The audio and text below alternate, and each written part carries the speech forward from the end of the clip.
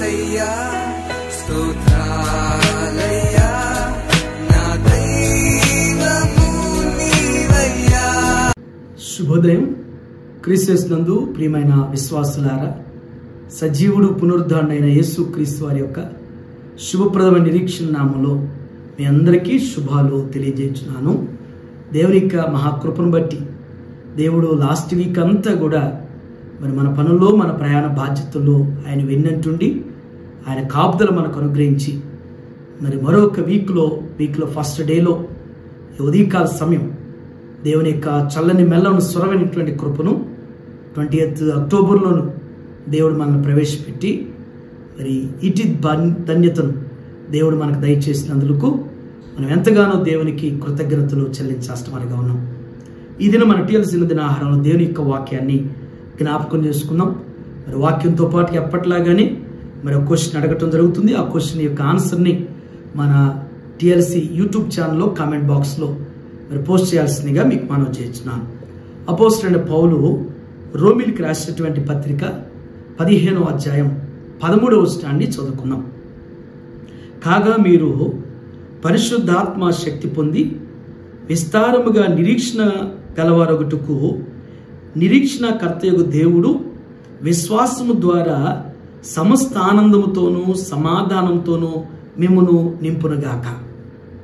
దేవుని బిడ్డలారా, ఈ వీక్ ప్రారంభ దినంలో పౌలు గారు రాసేటువంటి ఈ యొక్క రోమిలికి రాసిన పత్రిక ద్వారా దేవుడు మనతో మాట్లాడుతున్నారు.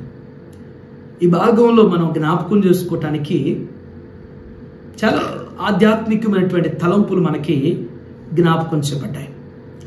మొదటి తలంపు ఏంటంటే, దేవుడు ఈ నూతన యుగంలో, ఈ కృపాయుగంలో దేవుడు మనందరి పట్ల కోరుచున్నటువంటిది ఏంటంటే, ఆయన ఆత్మయ్య ఉన్నాడు కాబట్టి ప్రతి ఒక్కరు కూడా ఆత్మతో పరిశుద్ధాత్మతో నింపబడాలి అనేటువంటిది దేవుడు కోరుతున్నాడు.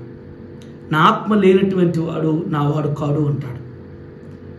ఆయన బిడ్డలు అనే దానికి నిదర్శనం ఏంటంటే, ఆయన యొక్క పరిశుద్ధాత్మను పొందుకొని ఉంటాం, పరిశుద్ధాత్మను కలిగి ఉండటం అనేటువంటిది ప్రభువారు మన పట్ల కోరుతూ అడుగు వారందరికీ కూడా ఆయన ఆత్మను అనుగ్రహిస్తూ ఉన్నాడు. రెండవ తలంపు ఏంటంటే, దేవుడు విశ్వాసము ద్వారా సమస్త ఆనందముతోనూ అంటాడు. దేవుడు విశ్వాసం ద్వారా సమస్త ఆనందం.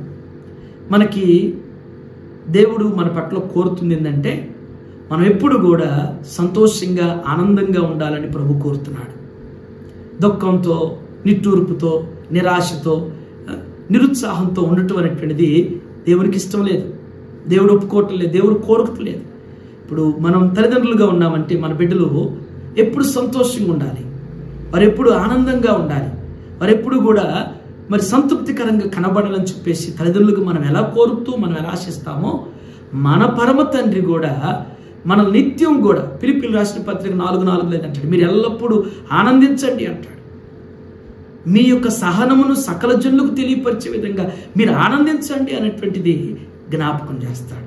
ఈ ఉదయకాల సమయంలో ఒకవేళ ఉన్నటువంటి పరిస్థితులను బట్టి నీ యొక్క సంతోషాన్ని కోల్పోయేవేమో, నీ ఆనందాన్ని కోల్పోయేవేమో, నీకున్న ఆర్థిక పరిస్థితులు కావచ్చు, ఆరోగ్య పరిస్థితులు కావచ్చు, కుటుంబ పరిస్థితులు కావచ్చు, ప్రభువుని అడుగు, ప్రభువా నేను ఆనందభరితుడిగా, నేను సంతోషించడానికి కోల్పోయినటువంటి నా సంతోషాన్ని, నా ఆనందాన్ని, నా పరిస్థితుల్లో నీవు కార్యం చేసి నన్ను ఆనందభరితుడిగా, సంతోషభరితుడిగా, భరితురాలుగా చెయ్యించి పడుగు.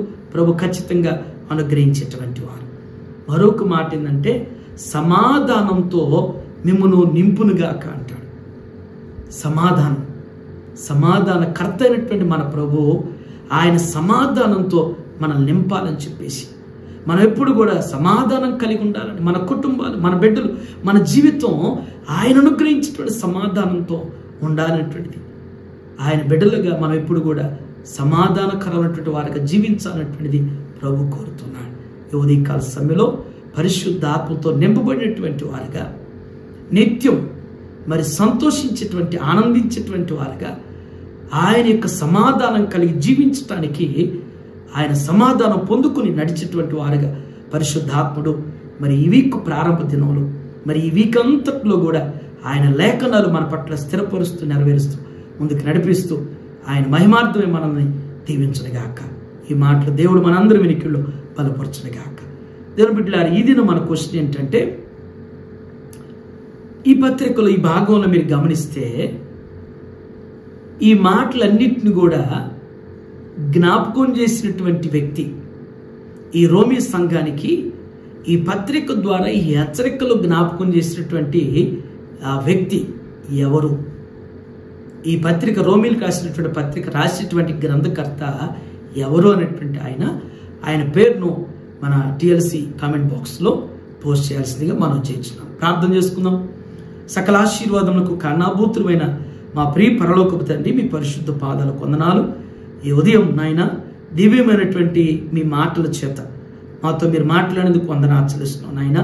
మీ లేఖన సత్యాలు మేము అంగీకరిస్తూ అయ్యా, మీ లేఖనాలు ఎత్తిపట్టి ప్రార్థించేటువంటి ఆత్మీయ స్థితిలో బలపరచమని ప్రార్థన చేస్తున్నాం అయ్యా. ఈ అంత్య దినాల్లో కృపాయుగంలో ప్రతి ఒక్కరు కూడా నైనా మీ ఆత్మతో నింపబడాలని మీరు ఆశిస్తున్నారు. మీ పరిశుద్ధాత్మ నింపుదల దయచేయండి అయ్యా. సంఘంపై నాయన, విశ్వాసులపై నాయన మీ ఆత్మను కృంభరించిన తండ్రి, మీరు అనుగ్రహించేటువంటి నిరంతరమైనటువంటి ఆ సమాధానాన్ని, సంతోషాన్ని, ప్రభు ఆనందాన్ని నిత్యం పొందుకునేటువంటి వారుగా దేవ బలపరచమని ప్రార్థన చేస్తున్నాం. ఎందరైతే నాయన అయ్యా ఆర్థిక సమస్యలతో ఉండి నాయన, అనారోగ్య పరిస్థితులతో ఉండి, కుటుంబ సమస్యలతో ఉండి నాయన అయ్యా సంతోషాన్ని కోల్పోయారు, సమాధానాన్ని కోల్పోయి అయ్యా ఏ పరిస్థితుల్లో అయితే నన్ను ఎదుర్కొంటున్నారో ప్రభా, ఏ నిరాశ నిస్పృహల మధ్య నా తండ్రి అయ్యా కొట్టుమిట్టాడుతున్నటువంటి బిడ్డల్ని మీరు జ్ఞాపకం చేసుకోండి. వారి జీవితంలో మీ కార్యం జరిగించండి, వారి కుటుంబాల్లో మీ కార్యం జరిగించండి. వారికి ఉన్నటువంటి ప్రతి పరిస్థితులు యేసునామములో తొలగించబడును గాక నా ప్రభువా. అయ్యా ఈ వీక్ అంతా నా తండ్రి బిడ్డలు చేరినటువంటి వారి పనుల్లో, వారి ప్రయాణాలు, వారి బాధ్యతలు మీరు వెన్నుంటి నడిపించి మీ కృప చూపించమని, దినదీవులను దయచేసి బలపరచమని యేసుక్రీస్తు నామములో ఈ ప్రార్థన మీకు సమర్పించుచున్నాను తండ్రి. ఆమేన్.